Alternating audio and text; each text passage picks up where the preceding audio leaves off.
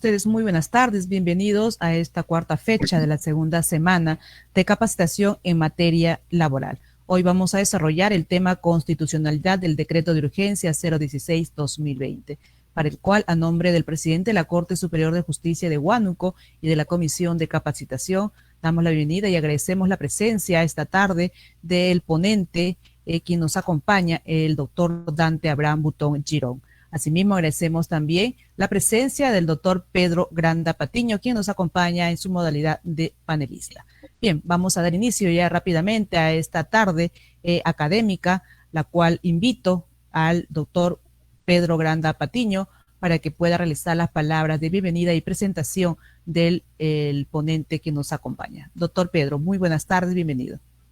Muchísimas gracias, licenciada Ketty. Doctor Dante Boto Girón, muy agradecido de tenerlo presente en esta ponencia. Le llevo a usted los saludos de nuestro señor presidente de la Corte Superior de Justicia de Huánuco, el doctor Samuel Santos Espinosa, y de la Comisión de Capacitación de la misma Corte. Es grato tenerlo a usted, sabiendo que usted es un gran exponente en los temas laborales, ¿no? Y esperando tenerlo en otras oportunidades en nuestra corte y en otras ponencias. Voy a hacer la presentación del doctor Dante Abraham Botón Girón.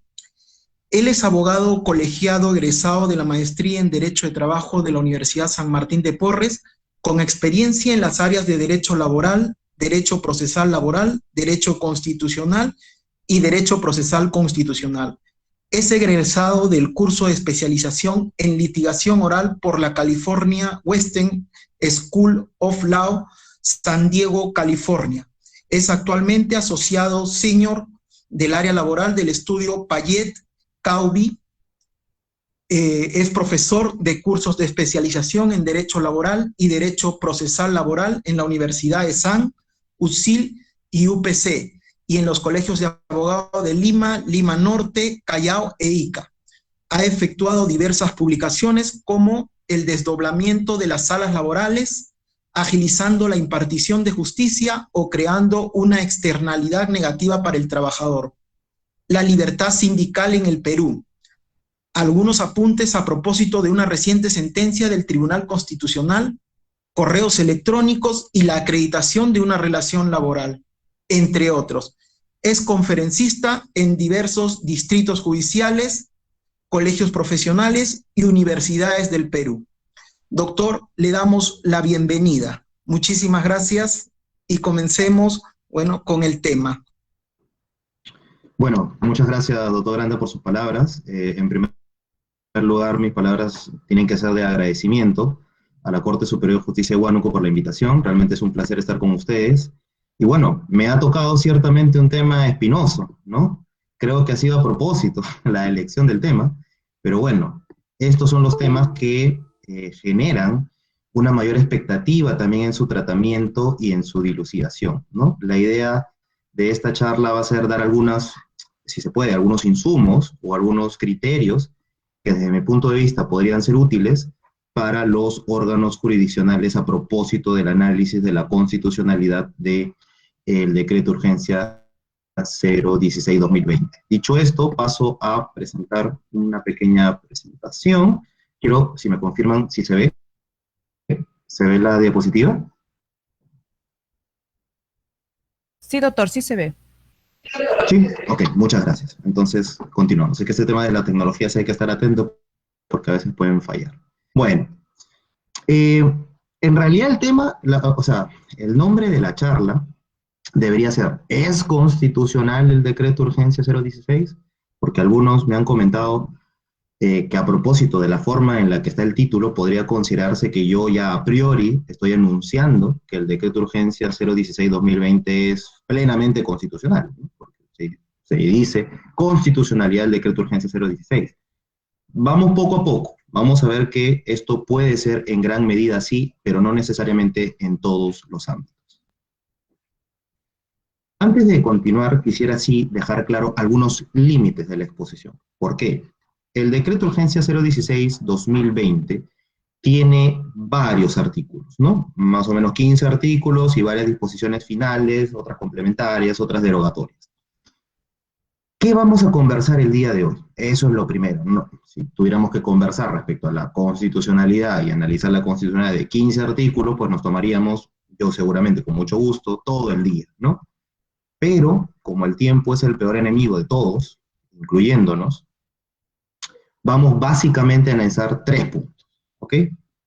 El artículo 3 del decreto de urgencia 016, ¿ok? El que habla de la reposición por mandato judicial o reconocimiento de relación laboral también por mandato judicial, ese es el artículo 3, luego lo vamos a desmenuzar. Vamos a analizar también la 4ª disposición complementaria final, que es la que nos indica en el 016 que efectivamente todo lo estipulado en el artículo 2, 3 y 4 es de aplicación a todos los procesos judiciales en trámite. Luego explicaremos eso. Y finalmente, una disposición que ciertamente ha generado, digamos, preocupación, controversia, como quieramos llamarle, es la disposición complementaria derogatoria única, ¿no? ¿Por qué? Porque el decreto de urgencia 016-2020 tiene una disposición que deroga expresamente la ley 24.041. Recordemos que esta no es una norma, digamos, inoficiosa o insignificante para el derecho laboral público, en tanto y en cuanto la ley 24.041 justamente es la que establece que aquellos trabajadores que tienen un año o más prestando sus servicios de manera continua en el Estado, tienen estabilidad, ¿no? En el empleo, ¿no? Estabilidad, cierta estabilidad, ¿no? Entonces, claro, se deroga esa ley y la pregunta que vamos a tratar de responder hoy es, ¿eso viola algún derecho fundamental? ¿Será constitucional? ¿No lo será? Y de violar algún derecho constitucional, ¿será válido eso? Bueno, sigamos avanzando. Bueno, vamos por el artículo 3 primero, pero paso a paso, ¿no? Para quienes no están familiarizados con el decreto de urgencia 016, hemos trasladado aquí básicamente cómo está enunciado, ¿no? El artículo 3 básicamente nos dice lo siguiente, ustedes lo pueden apreciar ahí. Los mandatos es una norma que está dirigida a los jueces, básicamente, ¿no? Y esto me parece que es lo que ha generado gran parte de la discusión. Muchos jueces han sentido que el artículo 3, ¿no? Y en particular a partir del 3.1 del decreto de urgencia 016, significaría una invasión en sus funciones, ¿no? O en sus facultades, ¿no? Vamos a analizar eso, ¿ok? A ver, el artículo 3.1 nos dice, los mandatos judiciales que ordenen la reposición, reincorporación o reconocimiento de vínculo laboral en entidad del sector público, con independencia del régimen laboral, deben observar 3 reglas. Es decir, el 016 nos establece 3 vallas o 3 requisitos que deben cumplirse para efectos que un mandato judicial sea jurídicamente válido, ¿no? ¿Y cuáles son estas reglas o estos requisitos? Primero, que esta reposición o reconocimiento de vínculo laboral solo puede efectuarse en la entidad del sector público que fue la parte demandada en el proceso judicial. Primera regla. Segunda regla, en el hipotético que se cumpliera la primera, ¿no? Es decir, que el mandato justamente ha sido o el mandato que está o desea expedir el juez sea realizado en o contra la entidad que fue parte del proceso judicial. Segundo requisito, solo procede este mandato o este reconocimiento de vínculo laboral en una plaza a tiempo indeterminado. ¿Cuándo? Cuando la persona haya ingresado por concurso público, plaza presupuestada, de naturaleza permanente y vacante y de duración indeterminada. Vemos que esto ya nos suena bastante cercano, ¿no? Porque si reconocemos el precedente Huatuco, nos estamos acercando ya a ese tema, ¿no? Concurso público, plaza presupuestada, plaza vacante y de duración indeterminada. Y finalmente también esta segunda regla, ¿no? Que tiene varios componentes, dice, además, se tiene que tratar del mismo régimen laboral en el cual fue contratado el trabajador. Y finalmente, el literal 3 nos dice lo siguiente. Para el caso de reconocimiento de vínculo laboral dispuesto por sentencia judicial, el demandante debe ser incorporado al régimen laboral vigente a la entidad. El cambio de régimen laboral solo procede mediante un nuevo concurso público. Entonces, de este famoso ya artículo 3 que emergen, como hemos dicho, varias reglas que limitan la posibilidad que el juez ordene la reposición, reincorporación o reconocimiento de vínculo laboral de los trabajadores del sector público. No interesa, dice el 016, cuál es el régimen laboral del que estemos hablando, 276, 728, CAS, se trate, ¿no? Por ejemplo, de servicios no personales, de terceros, etc. No interesa la forma de la prestación de los servicios o el régimen laboral estrictamente. Lo que interesa es que para el 016, y luego analizaremos, y vamos poco a poco, lo que importa para el 016 es que se cumplan estos requisitos, ¿no? Insisto, solo reposición en la parte demandada. Pero para que proceda esa reposición, ojo, tiene que ese trabajador haber ingresado a la entidad por concurso público. Pero no solo en un concurso, sino en una plaza presupuestada. No solo en plaza presupuestada, sino de naturaleza permanente. Y no solo de naturaleza permanente, sino también vacante, ¿no? Y además, se trata del mismo régimen laboral en el cual fue contratado. Y finalmente, esta tercera regla que tenemos en el artículo 3, que es muy importante, es que si un juez desea reconocer el vínculo laboral en una sentencia, ojo, solo lo puede hacer en el régimen laboral vigente que corresponda a la entidad, ¿no? Y bueno, más adelante vamos a trabajar cada uno de estos temas, pero ustedes que conocen la práctica judicial diaria, tenemos muchos casos en los que, bueno, que yo he podido verificar y que me han comentado y que hemos discutido muchas veces en clase o con algunos jueces, es una cosa un poco extraña, ¿no? Un trabajador presta servicios en una entidad, esa entidad solamente tiene trabajadores CAS y 276,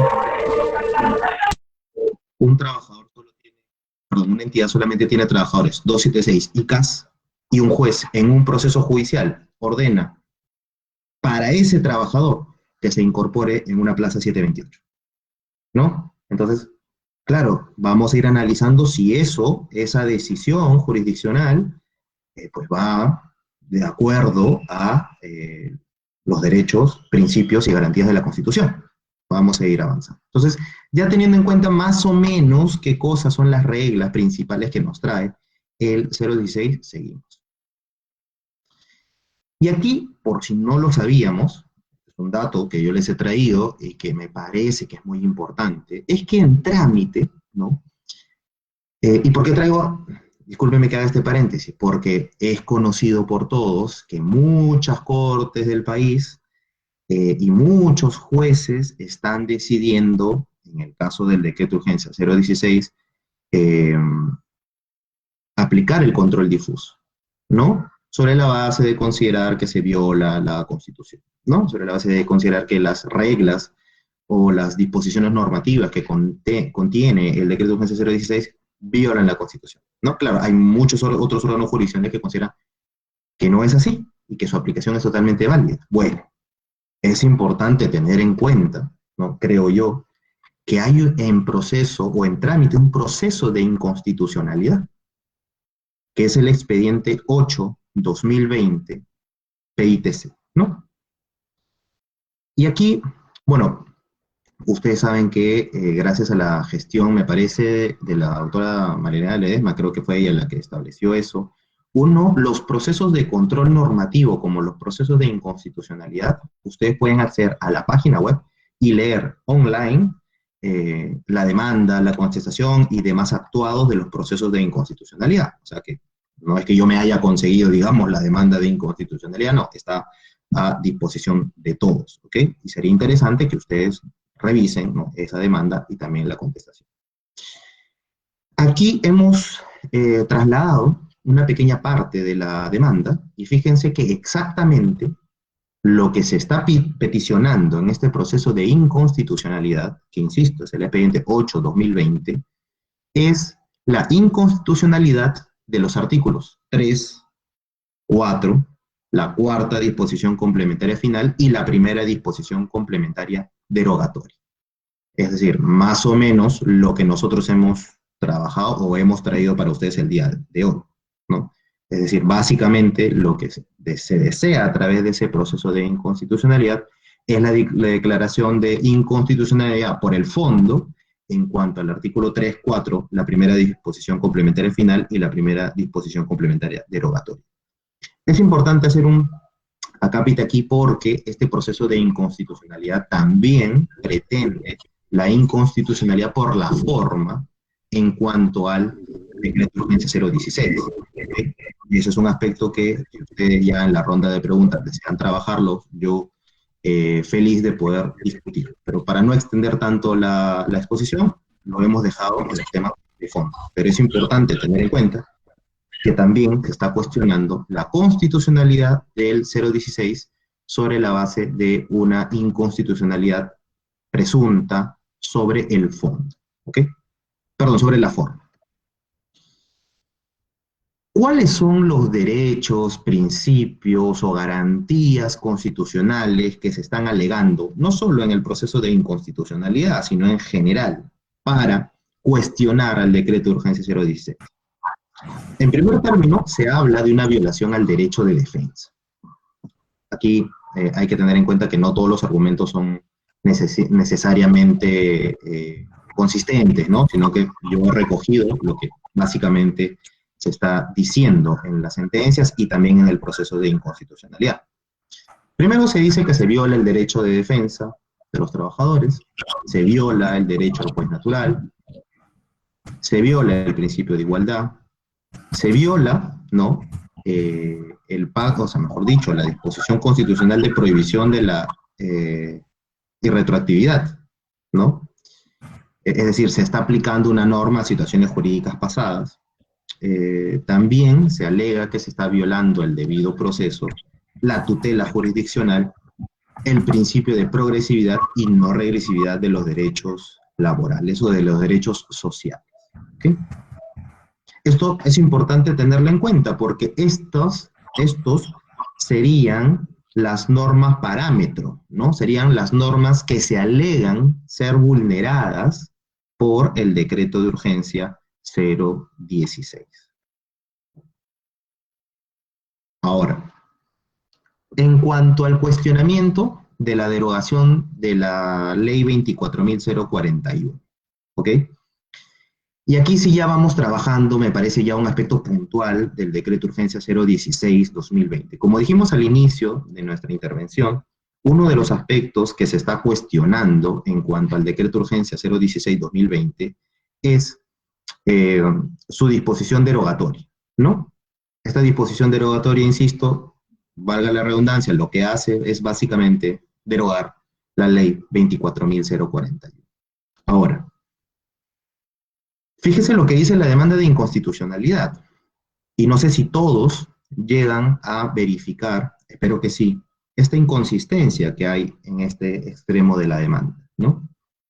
Porque la demanda de inconstitucionalidad, cuya parte pertinente he trasladado aquí, reconoce que en el Perú trabajamos sobre la hipótesis de la teoría de los hechos cumplidos y no de los derechos adquiridos, ¿no? O sea, cuando hablamos de teorías que explican la aplicación de las normas en el tiempo, tenemos básicamente dos teorías, como todos sabemos. La teoría de los derechos adquiridos y la teoría de los hechos cumplidos. Bueno, en el Perú, desde hace muchísimo tiempo, recuerden, proceso de inconstitucionalidad contra la ley 2530, contra el régimen de la ley 2530, que declaró cerrado este régimen previsional, se estableció claramente que estamos frente a la teoría de los hechos cumplidos y no de los derechos adquiridos. Esa es la hipótesis que trabaja y que reconoce nuestra Constitución. Pero fíjese lo que dice más abajo, ¿no? El petitorio, mejor dicho, la fundamentación del petitorio de la declaración de inconstitucionalidad dice lo que ustedes ven ahí. Dicen que si bien es cierto, en el Perú se trabaja bajo la teoría de los hechos cumplidos, sin embargo, habría que hacer una interpretación favorable al trabajador respecto de esa norma, ¿ok? Entonces, claro, no sé si se verifica, espero que sí. Es un tema muy sutil. En realidad, no podemos confundir lo que es un problema de aplicabilidad con lo que es un problema de interpretación. La interpretación favorable al trabajador, que está en la Constitución, que todos lo conocemos como el indubio properario, porque así está en la Constitución, en caso de duda insalvable, debe extraerse el sentido interpretativo que más favorezca al trabajador, es una regla de asignación de sentidos interpretativos ante la imposibilidad de encontrar un sentido interpretativo a través de los métodos de interpretación, valga la redundancia. Pero eso no tiene nada que ver con lo que se está discutiendo, porque lo que hace el 016 es derogar la 24041. Y la preocupación que surge es, a ver, yo soy un trabajador que, por ejemplo, tenía ya un año o más tiempo prestando servicios y iba a demandar, o si me sacaban del empleo, iba a sustentar mi posición jurídica sobre la base de la 24041, pero resulta que la 24041 está derogada. Entonces la pregunta que debemos resolver es, ¿se puede o no se podía derogar la 24041? La respuesta, conforme vamos a manejar más adelante, es evidente que sí. Insisto, recordemos la teoría de los hechos cumplidos, no de los derechos adquiridos. Y claro, es importante tener en cuenta lo siguiente, ¿por qué quizás los he aburrido con este tema del proceso de inconstitucionalidad? Bueno, a mí me parece importante, ¿por qué? Pueden pasar dos cosas. Bueno, en realidad pueden pasar más, ¿no? Pero los dos escenarios normales, ¿no? Si el TC declara fundada la demanda de inconstitucionalidad, ¿qué va a pasar con el 016? Bueno, no con todo el 016, porque ya vemos que la totalidad del 016 solo está cuestionado sobre la forma. Algunos artículos sobre el fondo. Entonces supongamos que se declara fundada la demanda en cuanto al fondo. Bueno, esos artículos del 016 serán expulsados del ordenamiento, ¿no? Entonces toda esta controversia que estamos teniendo en cuanto a que unos jueces o algunas salas aplican y otras inaplican el 016, se acaba, ¿no? Se acaba. Porque ya no habría posibilidad de aplicar el 016 si el tribunal ha expulsado del ordenamiento jurídico, ¿no?, los artículos que nos interesan, el 3, el 4, la cuarta disposición complementaria y la disposición derogatoria. Y lo siguiente que puede pasar es que el TC declare infundada la demanda. Y cuidado, no es poca cosa que el tribunal declare infundada una demanda de inconstitucionalidad, porque el artículo 6º del título preliminar del Código Procesal Constitucional establece que una norma, no puede dejar de ser aplicada si el Tribunal Constitucional ha declarado infundada la demanda de inconstitucionalidad. O sea, cuidado con ese mandato normativo, que es muy importante. Porque claro, si el TC declararía infundada una demanda de inconstitucionalidad y por tanto validara su constitucionalidad, ¿qué sentido tendría de que suceda eso si los jueces pueden ejercitar el control difuso, ¿no? En la doctrina constitucional se establecen algunos supuestos muy límites para poder evitar esto, pero bueno, eso lo dejaremos para otro momento. Pero estas son las reglas, ¿no? Por eso es importante saber que existe este proceso de inconstitucionalidad. ¿Cómo se origina o cuál es el origen del debate, ¿no? Todos recordamos el caso Huatuco, ¿no? El caso Rosalía Huatuco, que es el expediente 5057-2013, básicamente es un precedente vinculante del Tribunal Constitucional que revoluciona, ¿no?, al derecho laboral público, ¿no? Realmente antes de Rosalía Huatuco, ¿no?, de este precedente, pues el derecho laboral público y las decisiones jurisdiccionales eran unas, y luego de Huatuco las decisiones jurisdiccionales fueron otras, ¿no? ¿Qué dijo el Tribunal Constitucional en el caso Rosalía Huatuco? Lo que dijo es básicamente lo siguiente. Claro, así como en el sector privado, en el sector público, los trabajadores públicos pueden ser despedidos y pueden ser despedidos también sin causa justa. Claro, ese no es el escenario deseado. Lo deseado es que se siga un PAD, ¿no?, un procedimiento administrativo disciplinario con las causales, etc., ¿no? Pero bueno, puede ser cesado sin causa justa un trabajador público, un servidor público o alguien que ejerce función pública, sí. ¿Ok? Y lo que teníamos hasta ese momento era, recuerden, las creaciones del Tribunal Constitucional en Fetratel contra Telefónica en el expediente 1124-2001 y en Llanos Huasco contra Telefónica en el expediente 976-2001, ¿no? Procesos de amparo, ambos. Bueno, acciones de amparo se llamaban en esa época porque no estaba vigente el Código Procesal Constitucional. Entonces, bueno, cuando el tribunal crea la reposición, ¿no? Por despido incausado y por despido fraudulento, en Fetratel contra Telefónica y en Llanos Huasco, pues nadie había hecho una precisión de si eso también aplicaba a los trabajadores del sector público. Bueno, todos asumimos que sí, y los jueces asumieron también que sí. Pasan años de historia, porque estamos hablando del año 2001, y luego el tribunal se pone a pensar y dice, oye, a ver, algo creo que hice mal. Me olvidé que los trabajadores del sector público no solamente están vinculados en cuanto a sus derechos individualmente considerados, sino que también se tiene que tener en cuenta el equilibrio presupuestario y sobre todo concursos públicos, porque la meritocracia, ¿no? Que de lo que vamos a hablar más adelante, es un elemento básico del empleo público, elemental en el empleo público, no necesariamente en el sector privado. No confundamos.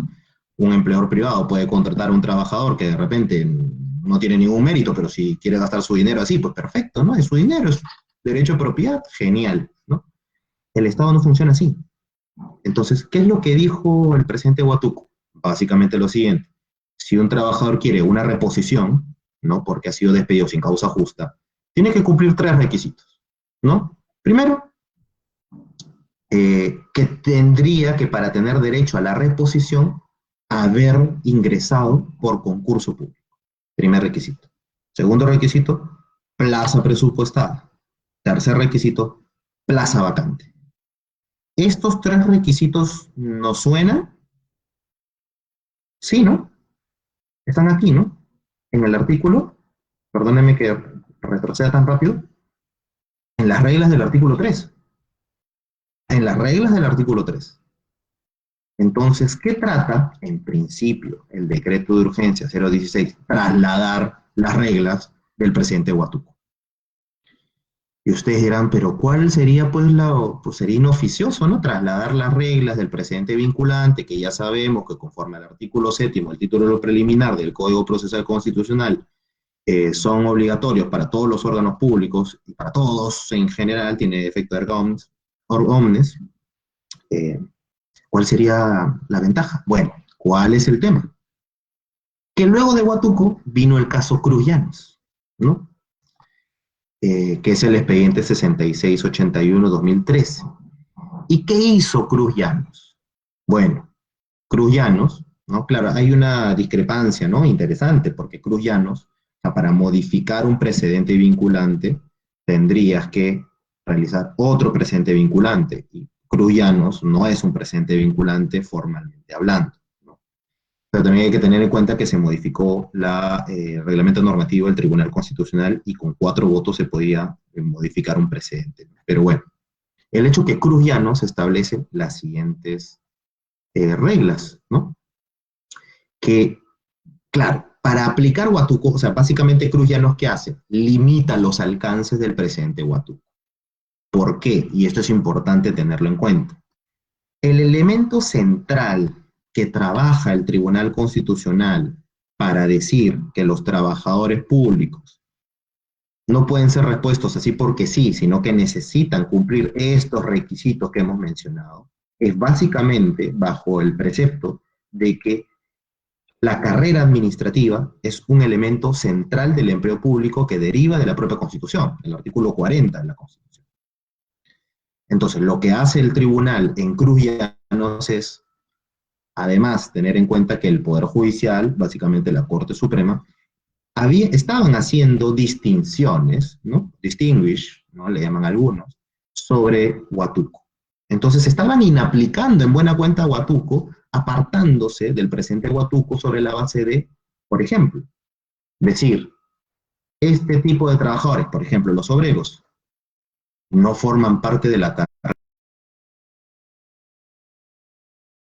administrativa, no es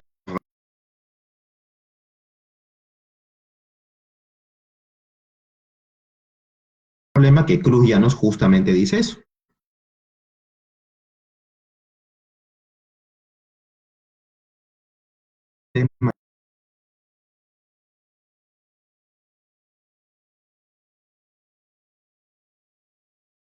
La aplicación del presente Huatuco. También debe haberse incorporado por un concurso público de méritos, nuevamente plaza vacante presupuestada, pero el elemento central es decir,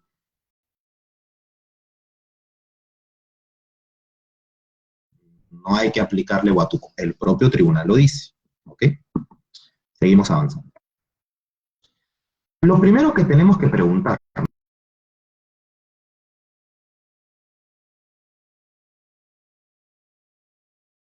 urgencia 016,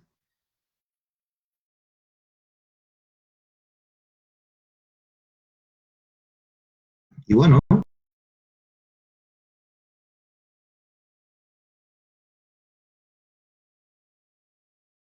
plano, ¿no? Porque es la primera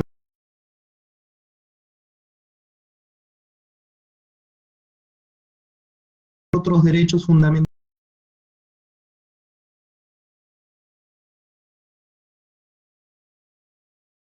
Pero resulta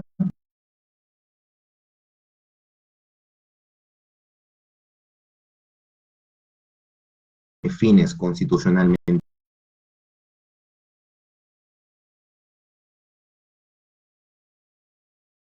el artículo 40 de la Constitución regula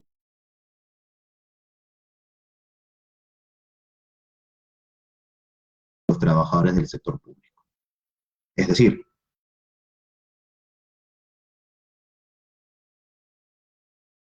públicos, es decir, está cumpliendo con el mandato.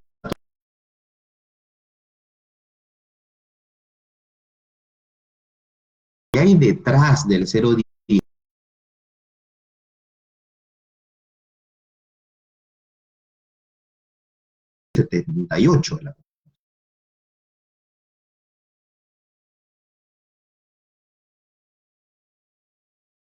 ocupación que hay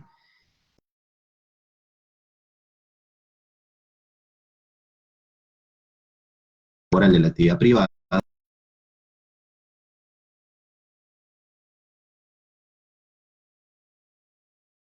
¿no? Entonces, claro, y no solamente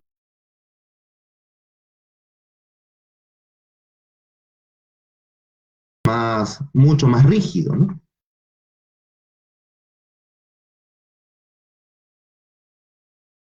Lo que no ha analizado el Tribunal Constitucional necesariamente en Cruz Llanos ni en Huatuco es que el, la apuesta,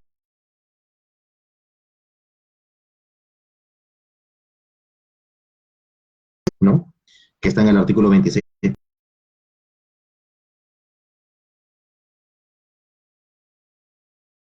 oportunidad,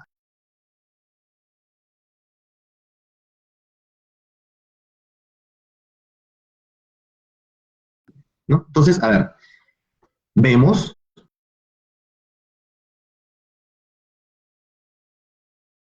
el 016, por lo menos tenemos tres, ¿no? Defender el equilibrio presupuestario, defender la igualdad de oportunidades y regular el ingreso de los servidores públicos.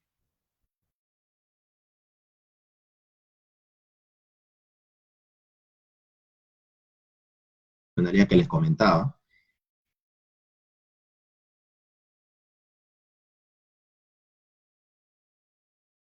16.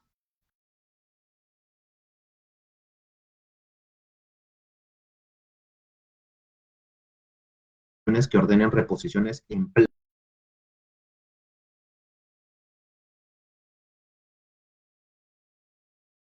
o le podría costar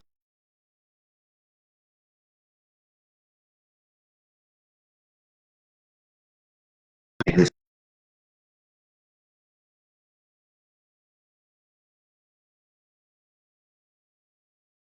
bueno,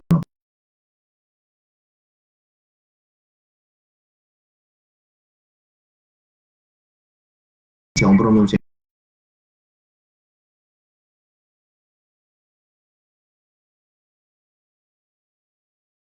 al momento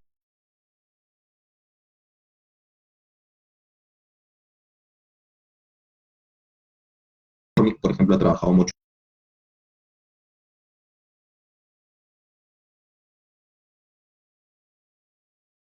o trata de evitarse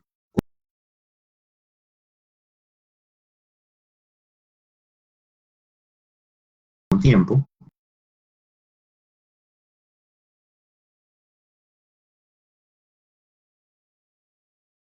Mis apreciaciones sobre si es constitucional cada uno de los artículos que he mencionado. Eso viene al final. Al final lo mejor, ¿no? Pero sí deseo aquí descansar en algunos problemas argumentativos. ¿Por qué? He leído una serie de resoluciones judiciales, de sala, de juzgado, de diferentes cortes, artículos jurídicos escritos por connotados laboralistas. Y la verdad que he encontrado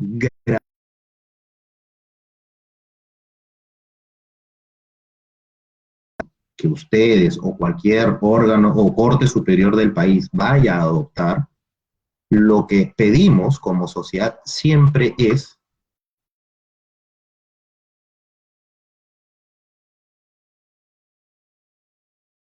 de motivación de las resoluciones judiciales.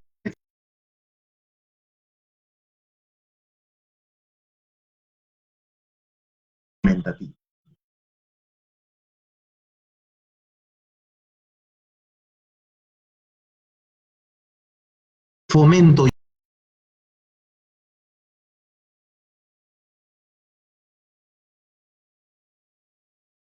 primero, en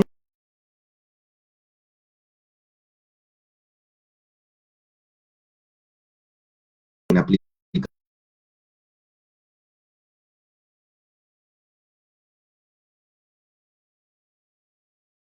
016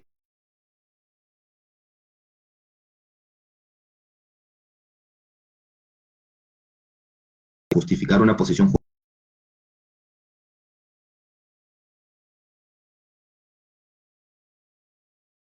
es nada más que un voto que no ha contado con la adhesión de los demás integrantes del colegiado. Y que si él tiene esa posición jurídica, bueno, es una posición jurídica muy respetable, ¿no? Y honorable, pero particular, ¿no? Entonces, justificar, estoy hablando acá de la posibilidad de justificar. Se puede justificar, es decir, argumentar, por ejemplo, en una sentencia, decir, el 016 es inconstitucional, por darle una idea, ¿no? Es inconstitucional porque hay un voto singular que así lo dice, pues eso, si ustedes lo ven ahí, hay un grave problema argumentativo, ¿no? Incluso una mala referencia a la autoridad, pues, ¿no? Utilizando la falacia de autoridad. Pero en este caso ni siquiera lo es, porque en ese momento, al momento que emite su voto singular, es simplemente una opinión, no está tomando una decisión, ¿no?, judicial. No nos olvidemos, al momento de analizar la constitucionalidad del 016, que no podemos comparar a los trabajadores del sector público con los trabajadores del sector privado.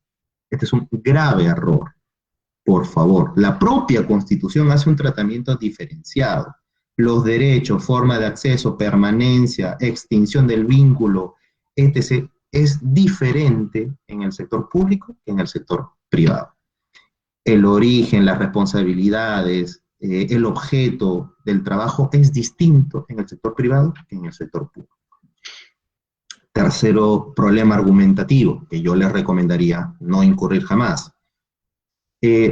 Si vamos a decir o a sustentar nuevamente, ¿no?, la mala apelación a la autoridad, ¿no?, que es una falacia, ¿no?, la falacia de la autoridad, es decir, bueno, porque hay un pleno distrital de tal distrito judicial que dice que es inconstitucional, por tanto, si yo digo que es inconstitucional, está bien. Eso también es un error, ¿no?, porque debemos tener en cuenta que no es la decisión de un pleno jurisdiccional lo que puedo utilizar en mi razonamiento jurídico. Lo que puedo utilizar son las razones del pleno, lo que sustenta la decisión.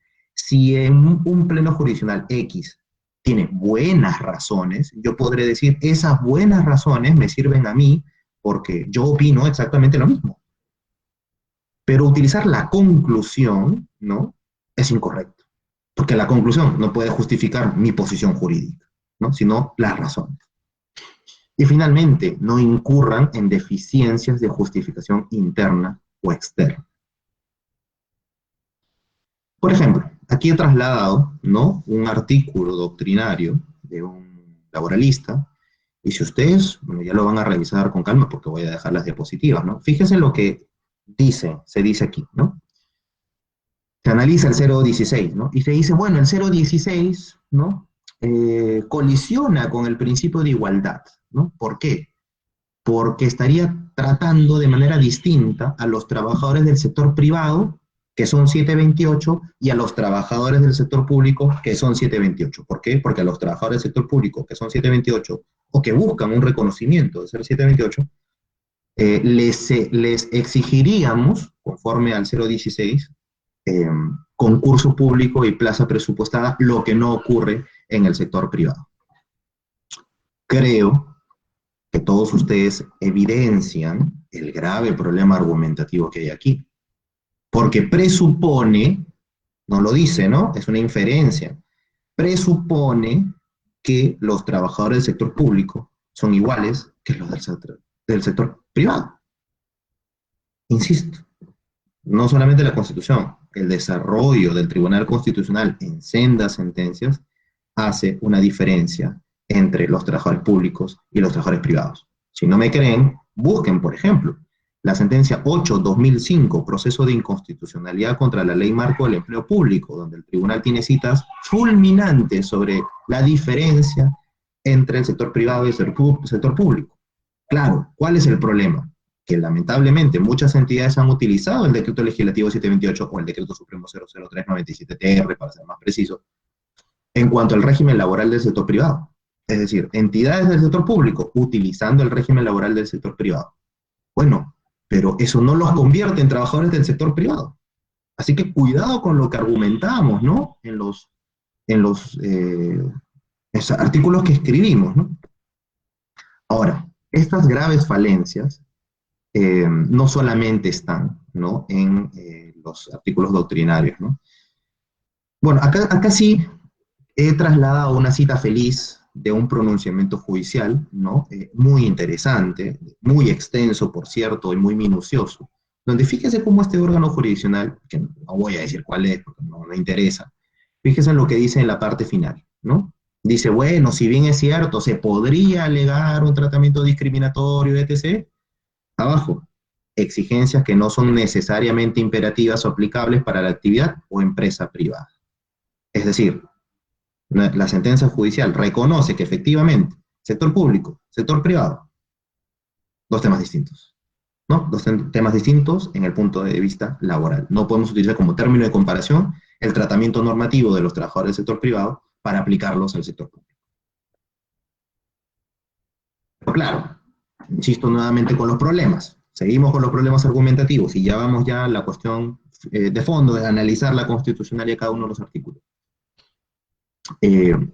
Fíjense lo que acá sí he traído una cita de otro órgano jurisdiccional, y fíjense, ¿no? Y les pido, ¿no?, si tienen un poco de tiempo luego en sus casas, lean estas referencias, lean las referencias que les he traído. Creo que son evidentes los problemas de justificación interna, ¿no? Por ejemplo, aquí se dice, el condicionamiento de la variación del régimen laboral del decreto legislativo 1057 a uno sujeto al régimen laboral de la actividad privada, bajo la sola condición que el mismo se realice mediante previo concurso de méritos y sujeto a la voluntad de la propia entidad, conllevaría necesariamente a la vulneración de diversos derechos fundamentales, viola la tutela jurisdiccional efectiva, la necesidad de administrar justicia, así como el principio de preeminencia de la realidad. No sé si ustedes advierten, insisto, espero que sí, cuáles son los argumentos que nos llevan a concluir. Es decir, la justificación interna lo que trata de hacer o de analizar es si las premisas de un razonamiento a través de un procedimiento de deducción permiten la conclusión. Es decir, si la conclusión deriva de las premisas. La conclusión deriva de las premisas. Pregunta. De la conclusión, violación a la tutela jurisdiccional efectiva, necesidad de administrar justicia, principio o la afectación al principio de preeminencia de la realidad, ¿eso se deriva del argumento que está atrás? ¿De las afirmaciones realizadas atrás?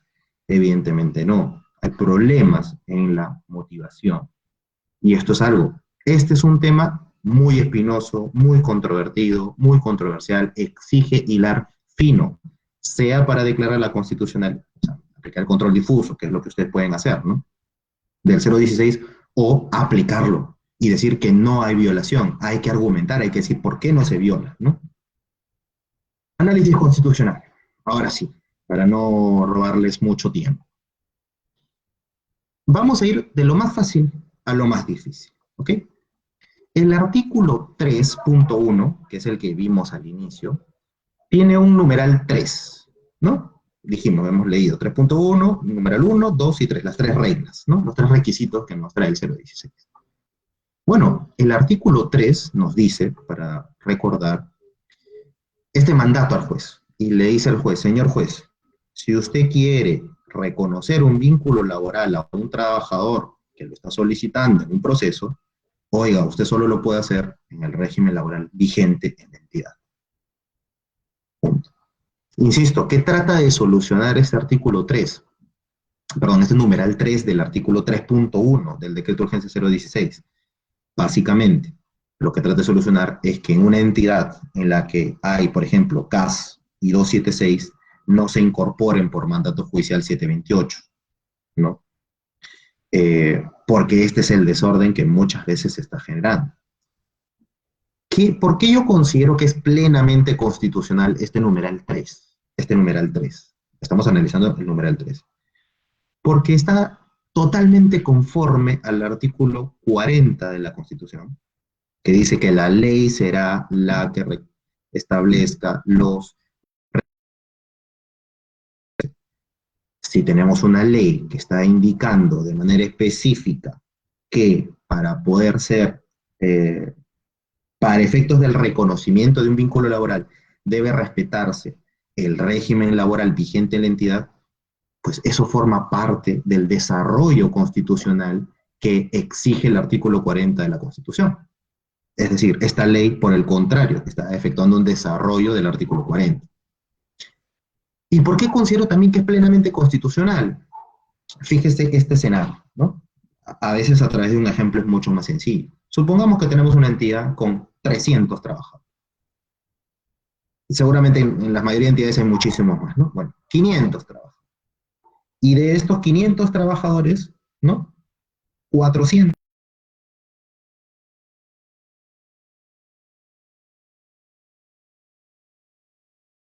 trató como locación de servicios o terceros.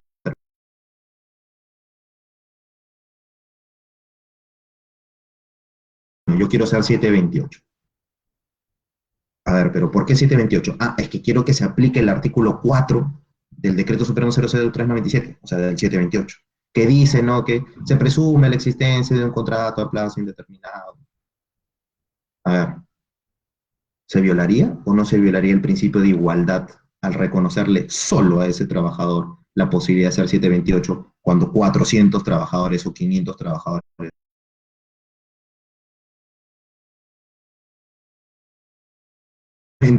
se efectuaría un tratamiento diferenciado de forma injustificada a un trabajador solo por el hecho de haber prestado servicios a través de una locación de servicio? ¿No? O sea, si en una entidad solo se permite 276 y CAS, ¿no? Desde mi punto de vista, con el 016 constitucionalmente permitido, se exime o se evita ya esta posibilidad, ¿no? Y desde mi punto de vista también es plenamente constitucional este literal 3 o numeral, perdón, punto 1, porque está totalmente conforme al principio de igualdad de oportunidades, ¿no? Si una entidad solo puede contratar 276 y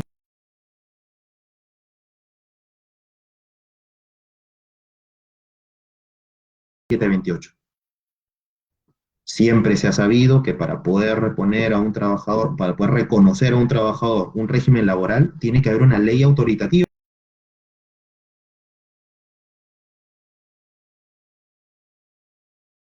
Establecen que son 728.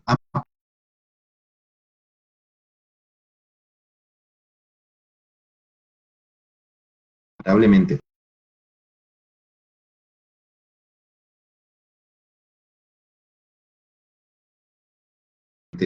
viola el principio de igualdad el artículo 40 de la Constitución. Por el contrario, el artículo 3, el numeral 3 del 3.1, evita eso, ¿no? Evita eso, y por eso son algunas de las razones por las cuales yo considero que es plenamente constitucional.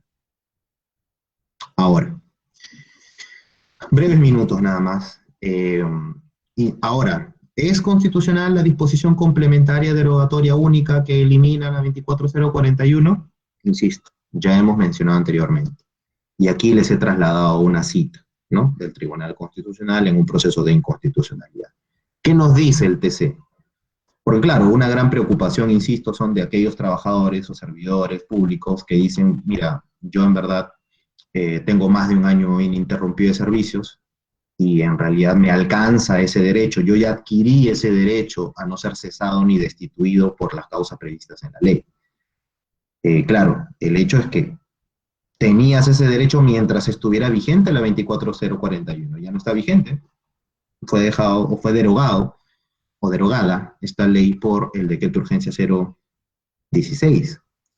Entonces, claro, este trabajador podría indicar o considerar de que se ha violado sus derechos adquiridos, insisto, en cuanto a la tesis de aplicación de la ley en el tiempo, en el Perú nos regimos por la teoría de los hechos cumplidos, ¿ok? Que es lo que dice el tribunal, dejo la cita ahí. Significa esto que una norma es aplicada a toda situación subsumible en el supuesto de hecho. Luego, no hay razón alguna por la que deba aplicarse la antigua ley a las situaciones aún no extinguidas, nacidas con anterioridad. ¿Ok? Es decir, si hoy yo quisiera reclamar la aplicación de la 24041 porque yo ya había adquirido ese derecho, evidentemente caeríamos en un grave error. Por tanto, desde mi punto de vista, es plenamente constitucional la derogatoria o la disposición complementaria derogatoria única. Ahora, no todo puede ser favorable, ¿no? No todo puede ser defendible, y evidentemente hay algo que yo sí he advertido rápidamente. La cuarta, ¿se acuerdan que dijimos que íbamos a conversar sobre la disposición derogatoria y sobre la cuarta disposición complementaria final, ¿no? La cuarta disposición complementaria final, ¿qué dice? Que lo establecido en los artículos 2, 3 y 4 del decreto de urgencia 016 es de aplicación inmediata para los procesos y procedimientos en trámite. Claro, la gran preocupación, o sea, digamos, para los procesos que están en trámite y que aún no tienen una sentencia con calidad de causa juzgada, podemos decir, sí, pues, ya hay una limitación para ordenar una reposición si es que no hay concurso público, plaza presupuestada y plaza vacante y a plazo indeterminado. Bueno, esa consecuencia, esa norma se podrá aplicar, ¿no? Efectivamente. Pero el tema es, ¿y para los trabajadores que ya tienen una sentencia con calidad de cosa juzgada, utilizaríamos el mismo razonamiento? Mi respuesta es que no. Mi respuesta es que no. ¿Por qué? En la Constitución tenemos diversas formas, o mejor dicho, diversos tipos de normas, ¿no? En la Constitución tenemos normas con una estructura de principio, es decir, mandatos de optimización, como decía Robert Alexi, ¿no? O sea, por ejemplo, el derecho al trabajo, el derecho de defensa, qué sé yo, ¿no? El derecho a la tutela jurisdiccional efectiva, son mandatos de optimización.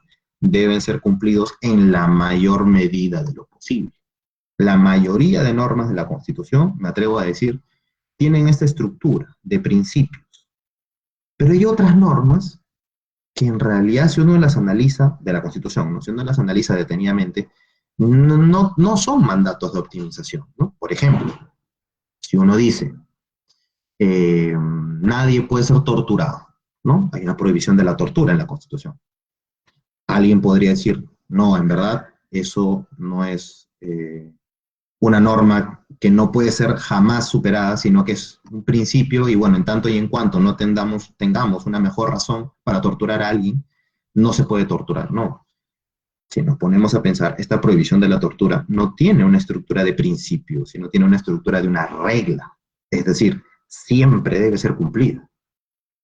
¿Por qué? Porque si no, pues imagínense, ¿no? Esa situación indeseada de que podríamos, si lo pensáramos así, torturar a alguien sobre pretexto de que tenemos una mejor razón, ¿no? Para poder, o que pese más que esa norma de la Constitución. Este mismo razonamiento lo podemos trasladar a la cosa juzgada, ¿no? O sea, la cosa juzgada, desde mi punto de vista, no tiene una estructura de principio, es decir, no es que deba ser cumplido en la mayor medida posible, no. debe ser cumplido. Si alguien ha pasado un proceso judicial y ha vencido finalmente, no podemos luego supeditar el cumplimiento de esa sentencia bajo una norma legal, porque esa norma legal ya no puede afectar la calidad de cosa juzgada, ¿no? Si no, sería muy fácil, pues, deshacernos de procesos judiciales y de afectar derechos, ¿no?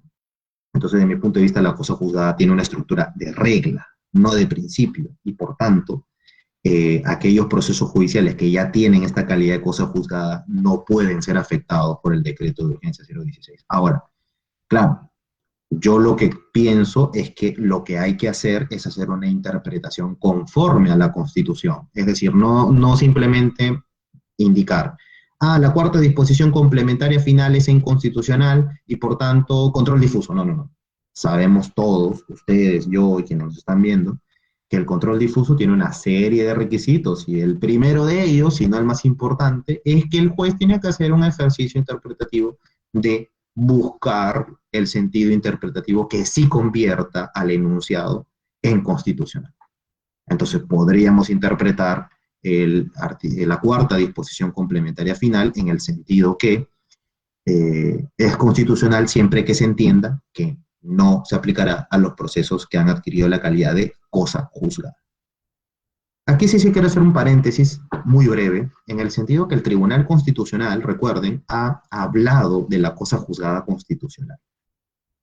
No sé si recuerdan que hubo una serie de pronunciamientos judiciales que interferían en las competencias, por ejemplo, del Ministerio de la Producción en cuanto a los casinos y tragamonedas, también en cuanto al otorgamiento de autorizaciones de pesca, ¿no? Entonces, claro, el Tribunal Constitucional creó esta figura de la cosa juzgada constitucional, es decir, no solamente importa que hayas ganado un proceso judicial, sino que el resultado de ese proceso judicial no viole de manera directa y clara la Constitución. Eso, me parece, no lo podemos trasladar a la aplicación del 016 en el sentido que si un juez ha ordenado la reposición de un trabajador, no ha violado necesariamente de forma clara y directa la Constitución, sino que lo ha hecho en función a las normas seguramente que estaban vigentes en ese momento. Se supone que desde la vigencia del 016, 2020, que data de enero, ¿no?, del presente año, hay que tener en cuenta, del 23 de enero de este año, ya no debió aplicar necesariamente otras normas, sino el 016. Pero insisto, para concluir este punto, desde mi punto de vista, aplicar el decreto de urgencia 016 a los procesos que ya han adquirido la calidad de cosa juzgada es ciertamente inconstitucional, ¿no? Lo que no significa necesariamente que hay que hacer control difuso, insisto, sobre la cuarta disposición complementaria, porque fácilmente hacemos una interpretación conforme a la Constitución y podemos extraer un sentido interpretativo que salve la constitucionalidad de esta norma.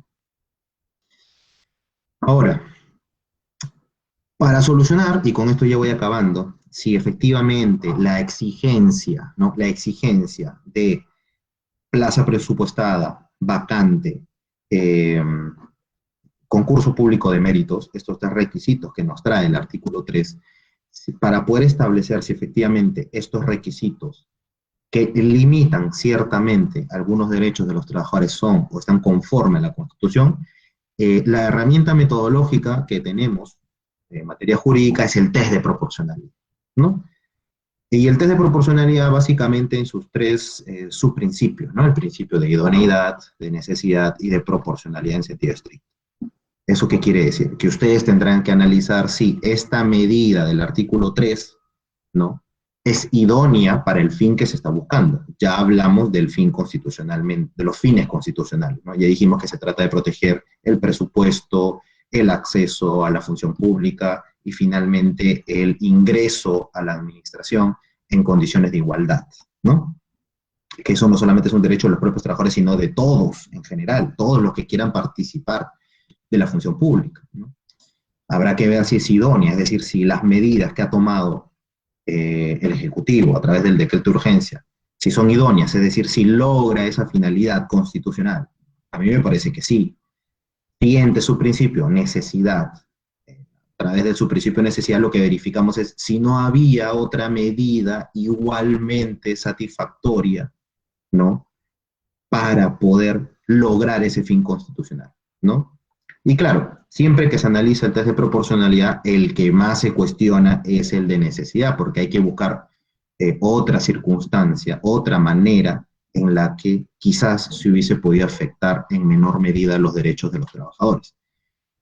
Y finalmente, supongamos que sí superamos el test de necesidad, ¿no? Supongamos que sí superamos el test de necesidad, es decir, no hay otra medida igualmente satisfactoria y esta era la mejor medida para lograr los fines constitucionales. Lo que ustedes tendrán que hacer es una proporcionalidad en sentido estricto, es decir, determinar el grado de afectación de los derechos por un lado y el grado de satisfacción por el otro, ¿no? Esto no lo he visto hasta el momento en ningún pronunciamiento judicial y por eso lo traigo a colación, porque me parece que sería la manera correcta de analizar la constitucionalidad del 016. Para concluir, en el test de proporcionalidad van a haber derechos intervinientes y derechos intervenidos. ¿Cuáles podrían ser los derechos intervinientes? Insisto, igualdad de oportunidades, provisión presupuestaria y el principio de mérito y capacidad, que están en la Ley Marco del Empleo Público y mil normas, ¿no?, que ya no he querido ya traerlas a colación, ustedes las saben mejor que yo. ¿Cuáles son los derechos intervenidos de los trabajadores? Podría ser el principio protector, la adecuada protección contra el despido arbitrario, porque fíjense que el 016 establece que de oficio los jueces pueden otorgar la indemnización por despido arbitrario en los casos que hayan solicitado reposición. Eso es un limitante a la protección contra el despido arbitrario. Sería uno de los derechos intervenidos.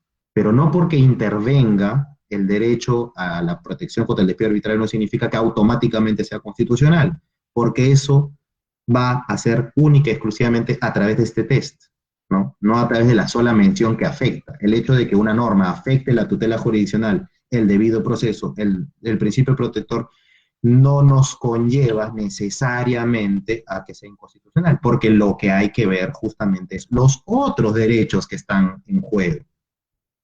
Y con esto voy terminando y yo quedo atento a sus preguntas.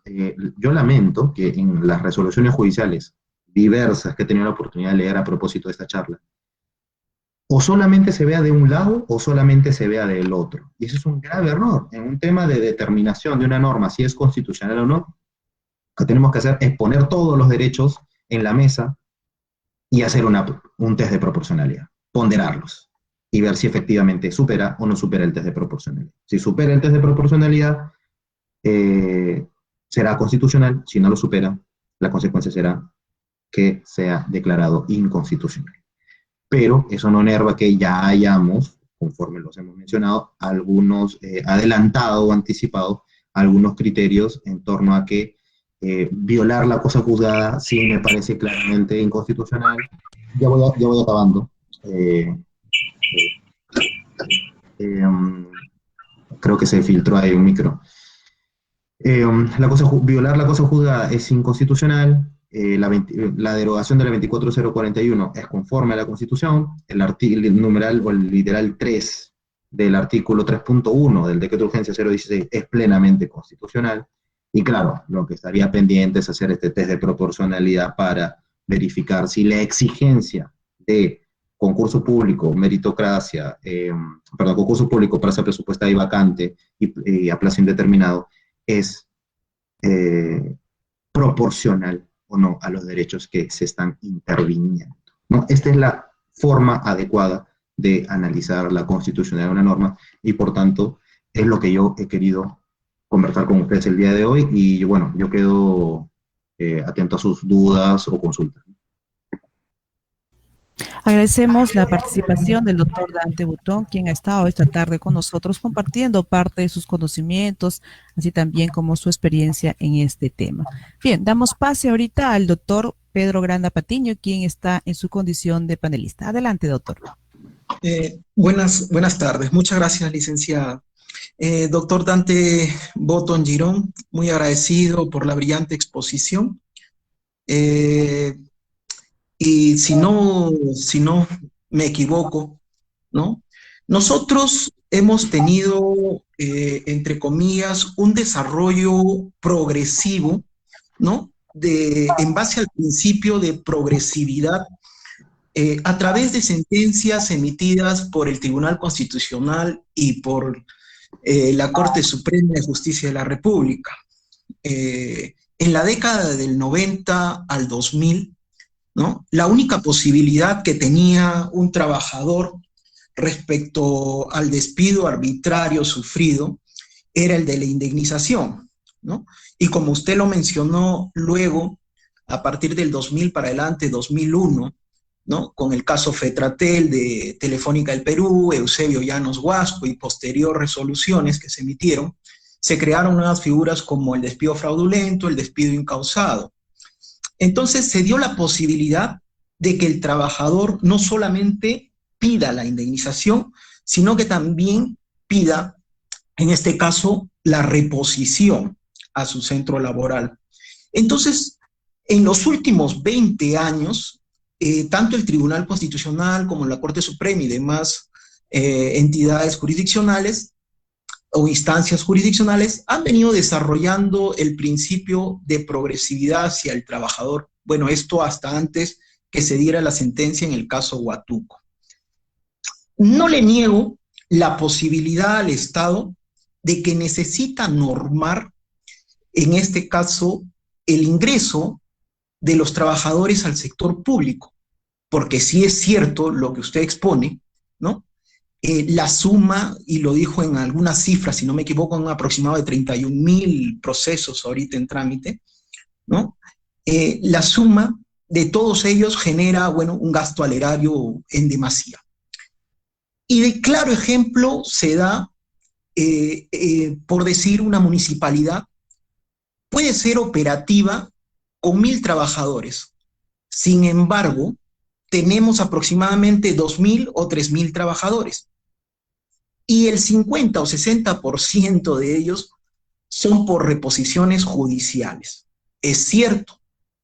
Entonces, tenemos municipalidades, entidades del Estado, gobiernos regionales, ¿no?, que están saturados de trabajadores que han ingresado por reposiciones judiciales, ¿no? Porque en cada cambio de gestión, y eso también los jueces que sentenciamos estos tipos de procesos, vemos que en cada cambio de gestión municipal, sobre todo, se vienen una serie de demandas, ¿no?, por los despidos que hay con la nueva gestión. Entonces, pero en base a ello, como le digo, el Tribunal Constitucional y la Corte Suprema vino desarrollando un principio de progresividad. Mi pregunta va por lo siguiente, porque el principio de progresividad no estaría regulado dentro de la legislación nacional, sino más lo equivoco, dentro de la legislación internacional entre las convenciones de la OIT. Entonces, con este decreto de urgencia 016 del 2020, estaríamos afectando primero el principio de progresividad. Segundo, ya lo expuso y en eso estoy yo de acuerdo, que también sería inconstitucional la norma de aplicarse a los procesos en ejecución de sentencia, pero en los procesos en trámite, ¿no?, la realidad es distinta para nosotros, los jueces. Por ejemplo, en mi materia, que soy contencioso administrativo laboral, yo tengo aproximadamente 5.600 expedientes entre trámite y ejecución. Entonces, cuando el demandante o el accionante plantea su demanda con su pretensión, digamos, por la cantidad de los procesos que tenemos hace 2 o 3 años atrás, ¿no?, la realidad era distinta a la que hoy tiene, porque, valgan verdades, usted dirá que en realidad derecho, si no era una expectativa hasta que no tenga la sentencia confirmada, ¿no? Entonces, a mi entender, creo yo que al aplicarse también de forma inmediata a los expedientes en trámite, también se estaría afectando de cierto modo algunos principios, ¿no? Pero bueno, entonces le digo, ese extremo también sería inconstitucional. Por favor. Gracias, doctor Aranda, por su consulta, por su pregunta, perdón. A ver, debemos tener en cuenta que, claro, uno de de los aspectos que se están utilizando, uno de los argumentos más poderosos, creo yo, para sustentar la inconstitucionalidad del 016 es el principio de progresividad y no regresividad de los derechos de los DESC, ¿no? En general, de los derechos económicos, sociales y culturales, ¿no? A ver, ahí hay que tener algunas cosas, ¿no? Eh, si nosotros vamos a mirar un tratado internacional, no lo podemos mirar aisladamente, ¿no? Eso lo sabemos todos, ¿no? Uno de los principios de interpretación más interesantes es la interpretación sistemática, ¿no? Si uno lee diversos tratados internacionales, siempre la propia Convención Americana de Derechos Humanos, vamos a encontrar que establece el derecho que tienen los trabajadores al acceso a la función pública en igualdad de oportunidades. No está enunciado necesariamente así, pero se explica de esta manera, ¿no? En el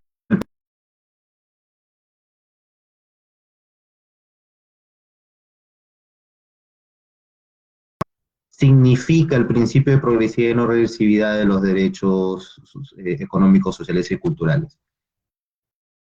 Se puede emitir una norma para regular una situación jurídica que trata de proteger otros derechos, quizás tan o más importantes, no solamente del trabajador individualmente considerado, sino de toda la comunidad que desea acceder, por ejemplo, a un empleo, ¿no? O sea, porque eso es lo que trata de proteger estas normas internacionales también. Decir, oye, si yo quiero acceder a la función pública, pues no lo puedo hacer a través de un mandato judicial. El acceso a la función pública tiene que ser porque, por ejemplo, usted, doctor Granda, y los jueces ganan, por ejemplo, un concurso público. Y sobre la base, estamos hablando de los jueces titulares, ¿no? Sabemos que hay provisionales, pero la provisionalidad es un mal endémico que también tendríamos que desterrar, ¿no? Pero a ver, usted para ser juez ha tenido que superar un concurso público, muy exigente, por cierto, ¿no? Entonces, porque el concurso público es una de las mejores, o debería ser una de las mejores maneras para filtrar y establecer, obtener los mejores recursos humanos para la administración. Pero no solo eso es desde el punto de vista subjetivo, pero también el concurso público garantiza que cualquiera pueda postular a la entidad, ¿no? Entonces, si lo que estamos haciendo es otorgando relaciones jurídicas, laborales, sobre el tiempo,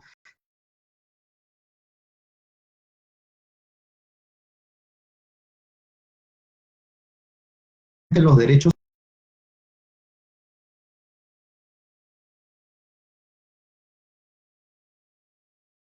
personales,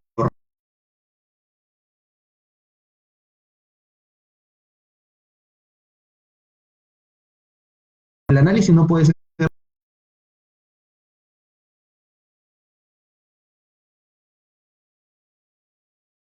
¿no? Hay que verificar si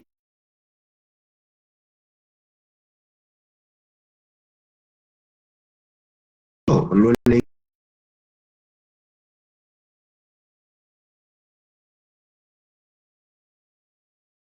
una norma,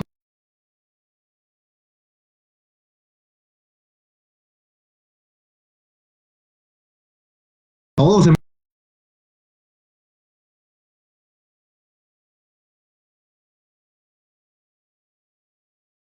es la preocupación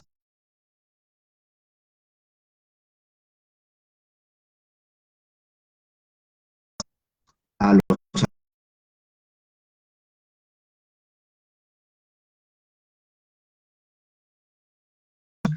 necesitamos, además del 016, una regulación que otorgue transparencia, permanencia a los concursos públicos, porque si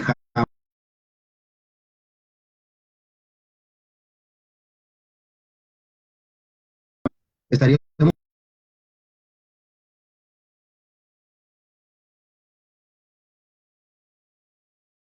entonces de qué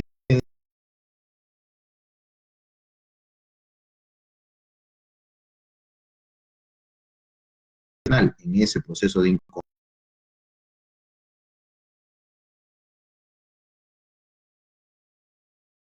incule el tema de,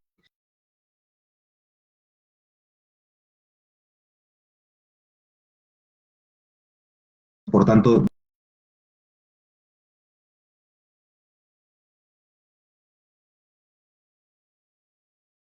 cuanto también analicemos.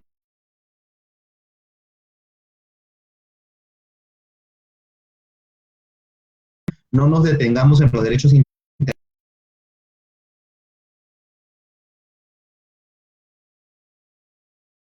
está.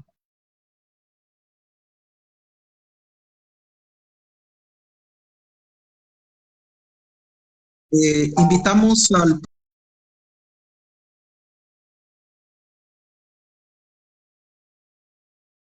participante.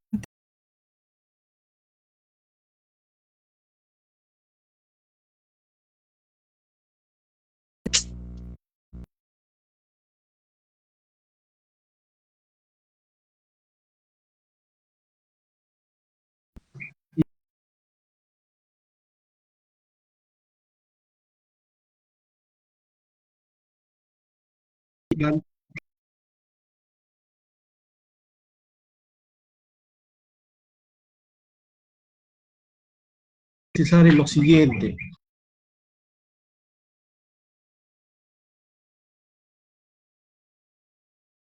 De la cuarta disposición de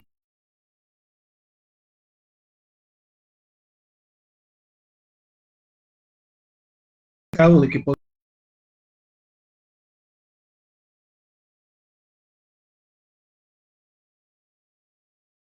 el asunto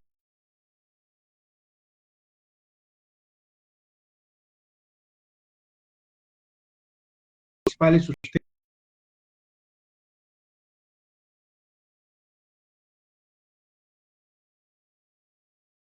Ya estableció que no es aplicable al presidente Huatuco. Y usted lo ha indicado que el presidente Huatuco es el reflejo del decreto de urgencia 016.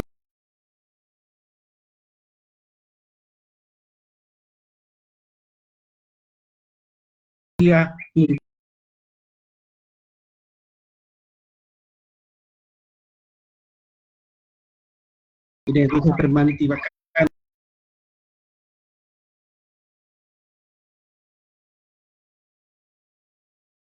La segunda pregunta es, ¿no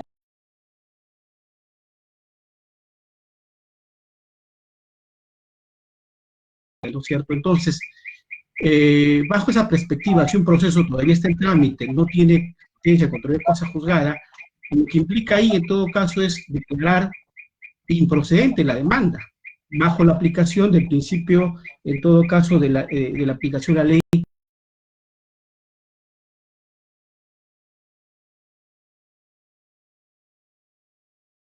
Código Civil. Es una norma de aplicación. Entonces, improcedente, porque lo infundado implicaría que no ha aprobado el hecho, ¿no? En todo caso, improcedente. Entonces, esa es la segunda pregunta. Y la tercera pregunta es lo siguiente.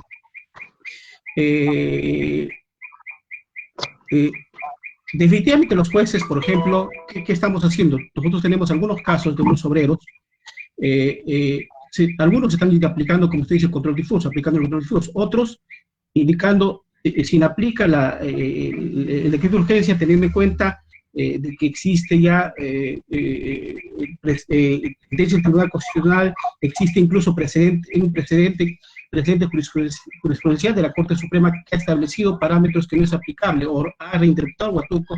Entonces, en estos casos, profesor, es correcto en todo caso que en ciertos casos no hay que aplicar, en todo caso, el decreto de urgencia 016-2020. Esas son las tres preguntas y gracias por la respuesta anticipada. Muchas gracias.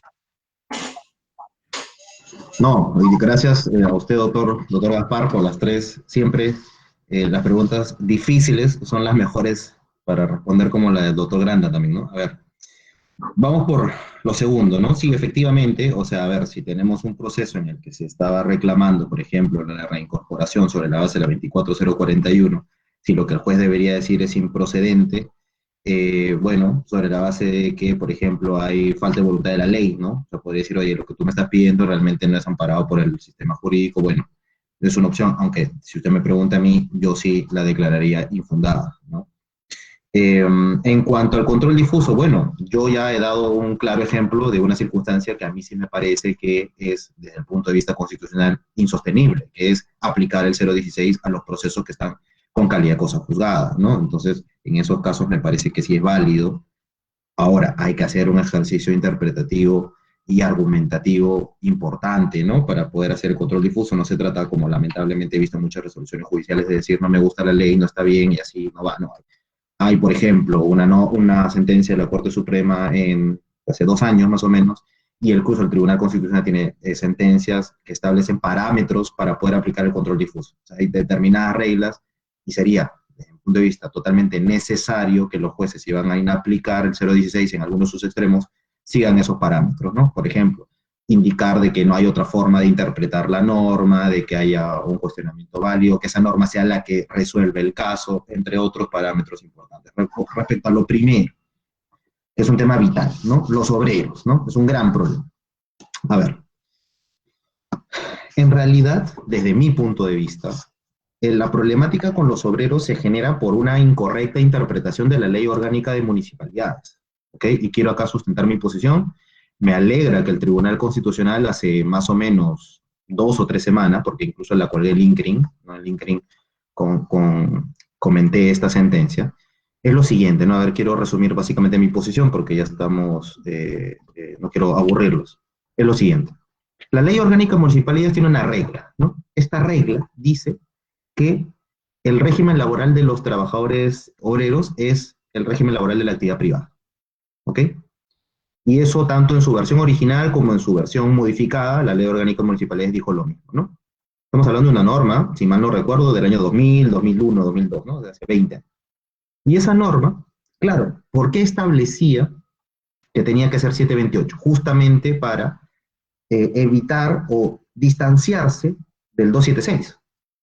¿No? Porque los obreros no podían formar parte de la carrera administrativa. Entonces, digamos, la forma o el régimen laboral que podían aspirar era el 728, ¿no? Y por eso es totalmente razonable que las leyes orgánicas de municipalidades lo hayan regulado así. Tengamos en cuenta que cuando se dictan las leyes orgánicas de municipalidades no existía el CAS. O sea, el CAS no estaba en el escenario jurídico. El CAS no existía. Entonces, no se puede pedir en el año 2000, cuando no existía el CAS, que el legislador, quien dicta la norma que dice que el régimen laboral único aplicable a los obreros es el 728, que pensara que algunos años después, seguramente 8 años después, o 10 años después, creara el CAS. ¿Okay? Entonces, luego sale el CAS. Y la gran problemática es que, claro, al parecer hay una antinomia, ¿no? Una regla en el ordenamiento que dice el régimen laboral aplicable a los obreros es 728 y una norma posterior que dice que el CAS se puede utilizar en el Estado, en general, ¿no? No solamente para los obreros, sino en general. Tanto es así que ustedes saben, en toda la administración pública hay trabajadores que comparten el escritorio y que uno es CAS y el otro es 728. El tema es, ¿eso significa que los obreros tienen que seguir siendo 728? Desde mi punto de vista, no necesariamente. El Tribunal Constitucional hace 2 semanas ha expedido una sentencia en la que ha variado toda la forma o todos los criterios que nosotros teníamos y ha dicho que si un obrero municipal siempre fue CAS, puede seguir siendo CAS. O mejor dicho, debe seguir siendo CAS. Entonces, y claro, no parece irrazonable su posición sobre la base de lo que hemos mencionado. O sea, al momento de resolver la antinomia, solamente estamos teniendo en cuenta el mandato de la Ley Orgánica de Municipalidades, pero no estamos pensando que quizás, no, y esa es la posición a la que yo me uno, quizás la norma posterior del CAS tiene un espectro más, digamos, es una ley posterior que permite que en la administración pública, es una norma posterior que permite que en la administración pública, quien sea que haga función pública, puede ser contratado a través del CAS y por tanto no habría ahí una, digamos, una distorsión, porque hay mucho de estos procesos, ¿no? Un trabajador obrero que es CAS solicita automáticamente luego su incorporación al 728 y el pago de los beneficios. Me parece que en esos casos habría que actuar con un poco más de prudencia sobre la base de que el estado de cosas que nosotros pensábamos o la forma de interpretar no necesariamente estaba o era argumentativamente correcta, ¿no? Bueno, eso es lo que yo podría opinar sobre lo que usted gentilmente me consultó y bueno, yo quedo atento a alguna pregunta adicional. que hubiera. Doctor, tenemos una pregunta que nos han hecho llegar a través del Facebook de la Corte. Es lo siguiente, dice, ¿se puede aplicar la antinomia del decreto de urgencia con la sentencia Huatuco, que es vinculante? Discúlpeme, doctora, no sé si se me fue un poquito el internet, no sé si me la puede repetir, por Claro, favor. doctor, no hay ningún problema. Dice lo siguiente la pregunta, doctor. ¿Se puede aplicar la antinomia del decreto de urgencia con la sentencia Huatuco, que es vinculante?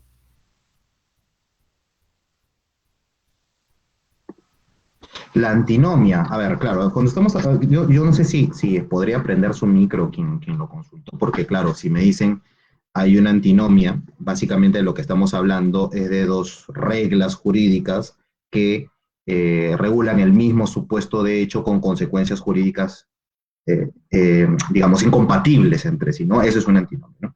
Entonces, quisiera saber cuál es específicamente esa antinomia que se advierte entre Huatuco, ¿no? Que claro, un precedente vinculante tiene fuerza normativa general, ¿no? Es aplicable para todos los operadores públicos y como diría César Landa, es casi como si tuviera fuerza normativa, ¿no?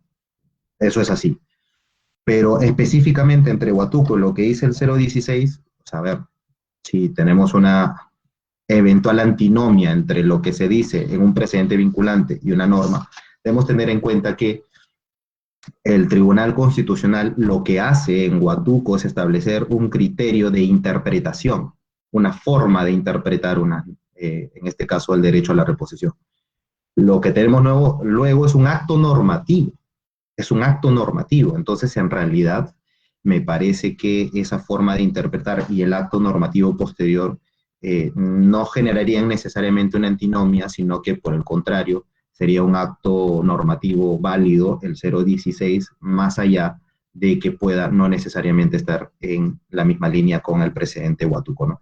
Porque si de no ser así, imagínense, ¿no? Un precedente vinculante sujetaría al legislador para toda la vida, ¿no? O sea, el tribunal dijo, interpretó algo de una manera. Genial. Bueno, el legislador, ¿no? En este caso, más allá que haya sido el ejecutivo, el legislador no puede luego regular esa situación jurídica. Bueno, de hecho sí lo puede hacer. El tema es no violar los derechos constitucionales y eso es lo que hemos discutido hoy.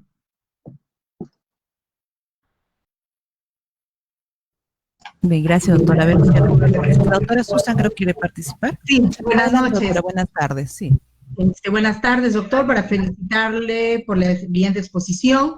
Nos ha dado pues un contexto diferente al que se viene desarrollando y creo que a la vez es muy nutritivo porque nosotros como jueces y como operadores del derecho debemos pues apreciar de todos los aspectos y todos los ángulos, ¿no? No solamente de una posición o una visión limitada. Es así que reitero mi felicitación. Doctor, usted hablaba en el inicio de su exposición respecto al tema de la inconstitucionalidad que se ha presentado a este decreto de urgencia. De ahí me nace una inquietud, de repente más que un tema jurídico, vendría a ser hasta un tema de opinión por parte suya.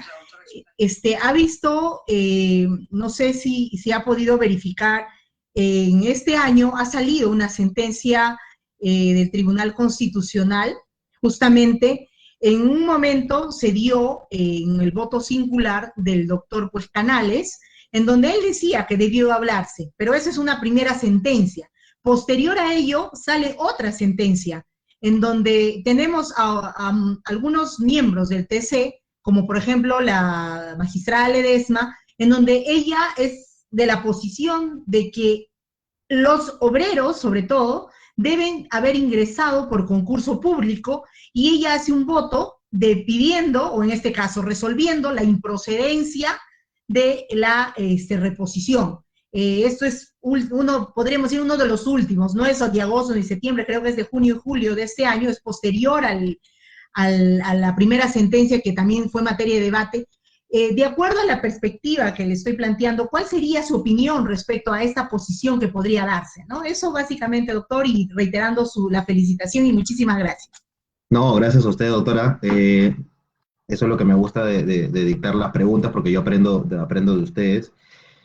Sí, a ver, no sé cómo llamarle, pero en realidad muchas veces en materia jurídica damos las cosas por sentadas, ¿no? Es decir, alguien dice algo, bueno, sí, pues es así, sí, efectivamente es así, y ya no repensamos si efectivamente esa manera de solucionar el caso es correcta o no. Efectivamente, sí, sí, tuve oportunidad porque, a ver, no es que yo, bueno, yo practiqué en el Tribunal Constitucional hace muchísimos años y le tengo especial cariño, y lo que hago todos los días al despertar es revisar las nuevas sentencias que haya expedido el TC, y sí, efectivamente la revisé. Y es un voto que, insisto, va de la mano, ese argumento va de la mano con esta sentencia que yo le mencionaba que ha salido hace 2 semanas, que establece que efectivamente los trabajadores municipales que nacen CAS pueden seguir siendo CAS. Y claro, ella ahora agrega otro valor que es el tema de que deberían ingresar por concurso público, ¿no? Yo creo que eso, lo que pasa es que, claro, nosotros lo único que hacemos y lo que hace el presidente Huatuco es decir sobre el valor de la carrera administrativa, ¿no? Y ahí tendríamos que preguntarnos, ¿realmente los obreros municipales no tienen carrera administrativa? Bueno, si nosotros entendemos carrera administrativa como progresión, ¿no? En los puestos de trabajo, podríamos inicialmente decir que no. Pero si luego lo analizamos más concienzudamente, la función pública y el acceso a la carrera pública no solamente se trata de una carrera o una progresión permanente, sino también de establecer requisitos. Y claro, escuché hace poco en una entrevista a un juez superior del Cusco que dijo algo que a mí me pareció muy interesante, ¿no? Todos pensamos pues, que un obrero no necesitaría un concurso público, pero yo estoy totalmente de desacuerdo con eso, ¿no? A ver, ¿quién de ustedes, ¿no? Por ejemplo, piensa en un serenazgo? ¿Qué condiciones debe tener un serenazgo? ¿En un jardinero? ¿En un chofer de una municipalidad? ¿Acaso no sería necesario tener a los mejores choferes, para conducir? Pues no cualquiera puede conducir.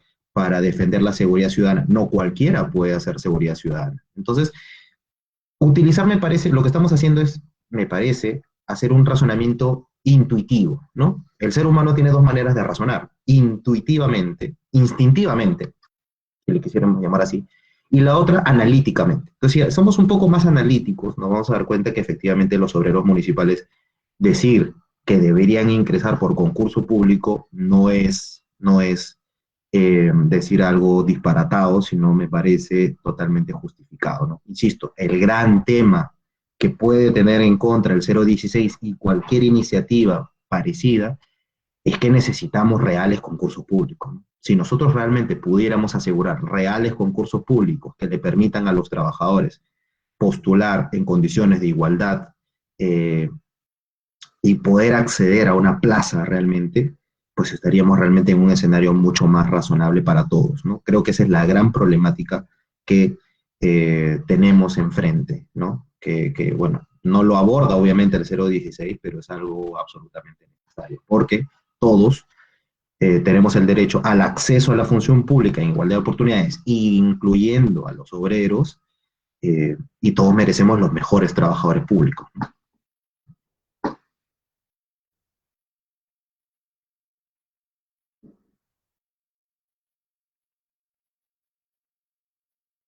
Bueno, esa sería mi...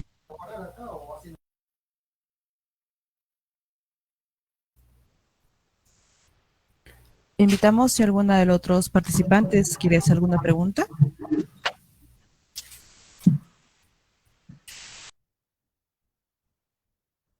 Bien, parece que ya no hay más participación. Agradecemos nuevamente al doctor Dante Butón por estar con nosotros y doy pase al doctor Pedro Granda Patiño para que pueda hacer el cierre de esta capacitación de esta fecha. Adelante, doctor. Doctor Dante Botón Giró, muy agradecido de parte de toda nuestra Corte, en especial de nuestro señor presidente, el doctor Samuel Santos Espinosa, y de la Comisión de Capacitación de la Corte, ¿no? Esperamos tenerlo nuevamente y muy pronto en otra nueva exposición, ¿no? Y como le vuelvo a manifestar, muy agradecido, doctor, gran y brillante exposición. Gracias. No, el gusto es mío y yo estoy a su disposición cuando gusten para hablar de temas laborales o constitucionales. Así que nada, tengan buena tarde y que Dios los bendiga a todos. Por favor, le brindamos Gracias. un fuerte voto de aplausos al ponente de esta tarde, quien ha tenido bien estar con nosotros y puede compartir parte de este momento entretenido. Así es, a nombre de quienes integramos la Corte Superior de Justicia de Huánuco, reiteramos nuestro agradecimiento al doctor Dante Botón, así también al doctor Pedro Granda Patiño, quien ha estado con nosotros acompañándose en su calidad de ponente. Y a todos ustedes por estar con nosotros todos los días a partir de las 5 de la tarde en las capacitaciones en diferentes materias que se está desarrollando desde el 31 de agosto. Muy bien, muchísimas gracias. Buenas noches a todas y a todos. Mañana nosotros estaremos a partir de las 5 de la tarde con otro tema muy interesante también. Gracias. Gracias. Buenas noches. Gracias con todos.